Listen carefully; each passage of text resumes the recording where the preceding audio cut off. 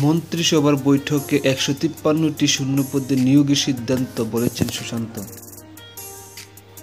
শিক্ষা দপ্তর এবং খাদ্য, জনসংভরণ ও ক্রেতা স্বার্থ বিষয়ক দপ্তরে মোট ১৫৩টি শূন্যপদে নিয়োগ করার সিদ্ধান্ত নেওয়া হয়েছে। গত ১০ মার্চ মন্ত্রিসভার বৈঠকে এই সিদ্ধান্ত নেওয়া হয়েছে। আজ সচিবালয়ে এক সাংবাদিক সম্মেলনে খাদ্য, জনসংভরণ ও ক্রেতা স্বার্থ বিষয়ক দপ্তরের মন্ত্রী সুশান্ত চৌধুরী মন্ত্রিসভার বৈঠকের এই সিদ্ধান্তের কথা জানান। তিনি জানান, শিক্ষা দপ্তরের অধীন রাজ্যের বিভিন্ন বিদ্যাজ্যোতি স্কুলগুলিতে ছাত্রছাত্রীদের মধ্যে পঠন-পাঠন সহ কম্পিউটার সম্পর্কে জ্ঞান বর্ধনে টিআরবিটির মাধ্যমে ১১৮টি পিজিটি কম্পিউটার সায়েন্স শিক্ষক পদে নিয়োগ করা হবে।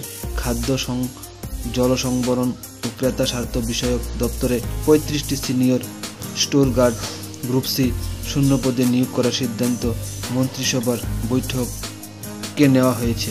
তিনি জানান, জেআরবিটির মাধ্যমে সিনিয়র স্টোর গার্ড পদে নিয়োগ করা হবে, অর্থাৎ আবারও জেআরবিটির পরীক্ষা